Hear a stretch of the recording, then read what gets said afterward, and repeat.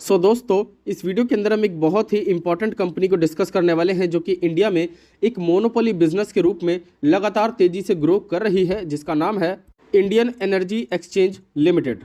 फिलहाल इस कंपनी के परफॉर्मेंस की बात करें तो पिछले कई महीनों से ये स्टॉक एक लेवल पर ट्रेड होता हुआ दिखाई दे रहा है।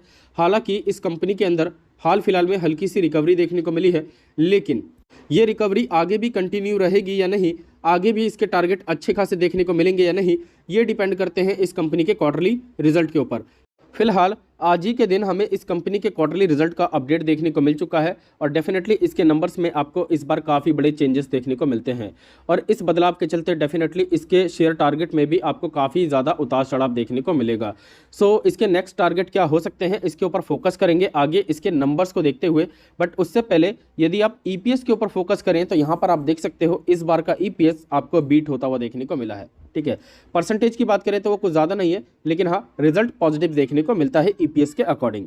बाकी एक्चुअल नंबर्स की बात करें तो यहाँ पर आप देख सकते हो काफ़ी सारे कॉर्पोरेट अनाउंसमेंट इसके देखने को मिले हैं, जिसमें Q4 के रिजल्ट के साथ साथ आपको डिविडेंड और भी बड़े कुछ अपडेट देखने को मिलते हैं। डायरेक्टली हम इस कंपनी के ऑफिशियल नोटिस के ऊपर आ चुके हैं, जिसके अंदर आपको कुछ बड़े अपडेट्स देखने को मिलते हैं। देखो, सबसे पहले यदि आप पहले नंबर के ऊपर फोकस करोगे तो आपको क्वार्टरली रिजल्ट से रिलेटेड अपडेट देखने को मिलेगा।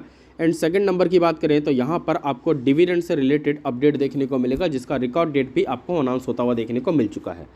यहाँ पर आप देख सकते हो ₹1 का डिविडेंड आपको ₹1 के फेस वैल्यू पर मिल रहा है।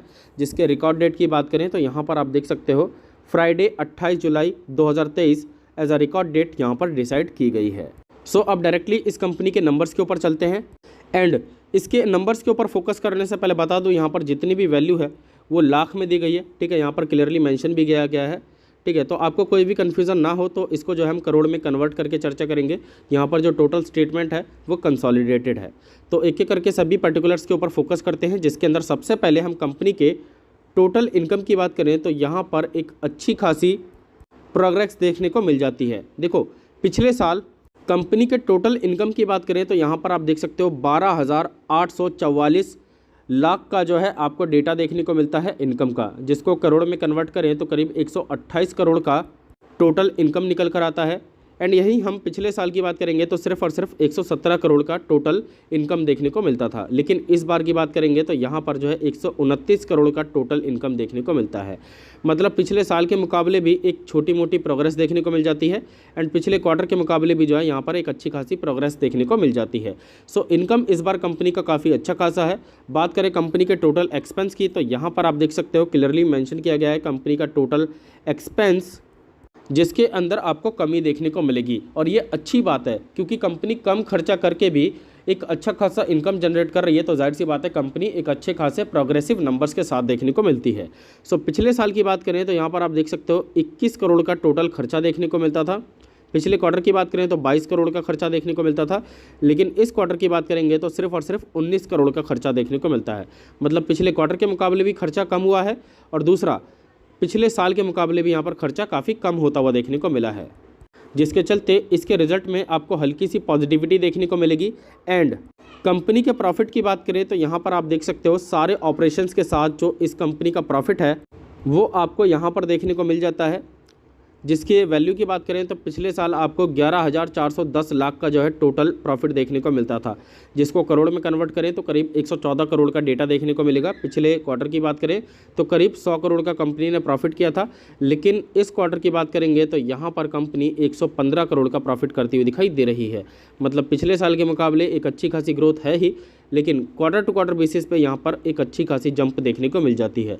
अब इसमें से एक्सेप्शनल निकाल दें, टैक्सेस को निकाल दें, तो यहाँ पर जो कंपनी का प्रॉफिट बचता है उसके अंदर कुछ खास चेंजेस देखने को नहीं मिले हैं वाई ऑन वाई बेसिस पे, क्योंकि यहाँ पर आप देखोगे तो पिछले साल का कंपनी का जो टोटल प्रॉफिट था वो था 88 करोड़, पिछले क्वार्टर में था 77 करोड़, लेकिन इस क्वार्टर में है 88 करोड़। मतलब पिछले साल के मुकाबले तो यहाँ पर कोई भी चेंजेस देखने को नहीं मिले हैं। इवन एक्यूरेट डेटा को अगर आप चेक करोगे तो 7 लाख का यहाँ पर कमी ही देखने को मिलेगी, लेकिन पिछले क्वार्टर के मुकाबले देखेंगे तो यहाँ पर जो है आपको करीब करीब 10 से 11 करोड़ का प्रॉफिट बढ़ता हुआ देखने को मिला है।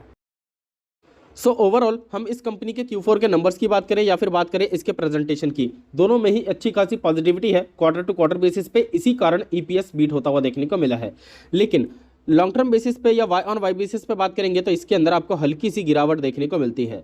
लेकिन वहीं पर हम दूसरी ओर लॉन्ग टर्म बेसिस पे बात करेंगे कि पिछले साल के मुकाबले इस साल जो कंपनी का टोटल नंबर है कितना रहा, तो इसके अंदर एक अच्छी खासी प्रोग्रेस देखने को मिल जाती है। प्लस यदि आप दूसरी कंट्रीज़ के मुकाबले यदि देखें तो इंडिया के अंदर अभी भी जो ग्रोथ अपॉर्चुनिटीज़ हैं वो काफ़ी ज़्यादा हैं। एंड IEX की इलेक्ट्रिसिटी ग्रोथ करंट लेवल से आपको काफ़ी ऊपर तक जाती हुई देखने को मिलेगी और करीब करीब 2030 तक हर साल 92% के CAGR के साथ जो है इसका नंबर बढ़ता हुआ देखने को मिलेगा, जो कि डेफिनेटली एक बहुत ही पॉजिटिव साइन है।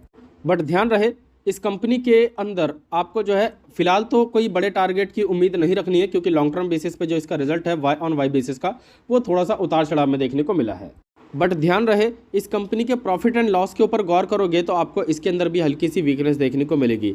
मतलब साल दर साल के जो टोटल डेटा है उसके अंदर आपको गिरावट देखने को मिलती है। जैसे कि सेल्स की बात करेंगे तो पिछले साल का सेल्स 426 करोड़ था, इस बार घटकर सिर्फ 401 करोड़ रह गया है। ठीक है, पिछले साल के एक्सपेंस की बात करें तो पिछले साल का एक्सपेंस 60 करोड़ था, इस बार जो है बढ़कर 64 करोड़ हो गया है। अब कंपनी खर्चा बढ़ा रही है लेकिन उसके मुकाबले इनकम नहीं हो रहा, तो जाहिर सी बात है कंपनी के अंदर नेगेटिविटी है, जिसके चलते यहाँ पर आपको ऑपरेटिंग प्रॉफिट के साथ साथ नेट प्रॉफिट में भी कमी देखने को मिली, जो कि पिछले साल 303 करोड़ का था, इस बार घटकर सिर्फ और सिर्फ 293 करोड़ का रह गया है। बट कंपनी अच्छी है, लॉन्ग टर्म के लिए मोनोपोली है और पूरे इंडिया के अंदर अगर आप ध्यान दो तो 98% मार्केट शेयर रखती है, जिसके चलते इसके फ्यूचर के जो ग्रोथ के चांसेस हैं वो बढ़ जाते हैं। एंड इसी कारण आपको FIAs भी इसके अंदर लगातार इंटरेस्ट वापस से दिखाती हुई दिखाई दे रही है। जो होल्डिंग इनकी धीरे धीरे करके कम हो रही थी उसके अंदर वापस से बढ़त देखने को मिली है और इस बार Q4 के अंदर आपको अच्छी खासी क्वांटिटी बायबैक होती हुई देखने को मिली है। देन DIS का भी जो है काफ़ी अच्छा खासा इन्वेस्टमेंट है। देन पब्लिक की बात करेंगे तो 60% की इन्वेस्टिंग देखने को मिल जाती है। फिलहाल आप चाहें तो इस कंपनी को होल्ड करके चल सकते हैं। बात करें इसके टारगेट की तो फिलहाल यहाँ पर 150 रुपये का सपोर्ट बना हुआ है, लेकिन पहले भी जो है ये सपोर्ट एक बार टूटता हुआ देखने को मिला था, जिसके चलते ये कंपनी काफ़ी ज़्यादा रिस्क जोन में आ चुकी थी। और इस बार का जो रिजल्ट है डेफिनेटली उसके चलते ये स्टॉक वापस से 150 रुपये के लेवल तक तो आपको वापस से आता हुआ देखने को मिलेगा, लेकिन ये कंपनी इसके नीचे जाएगी या ऊपर ये मार्केट के ट्रेंड के ऊपर डिपेंड करता है। बाकी कोई डाउट हो, क्वेश्चन हो तो कमेंट कीजिए, मैं जल्दी ही रिप्लाई देने की कोशिश करूंगा। वीडियो अच्छी लगी तो लाइक जरूर कर देना, आपके लाइक करने से ही हमें मोटिवेशन मिलती है। बाकी चैनल के ऊपर यदि आपने फर्स्ट टाइम विजिट किया हो तो प्लीज़ चैनल को सब्सक्राइब करके बेल आइकन को हिट कर देना। Thank you guys.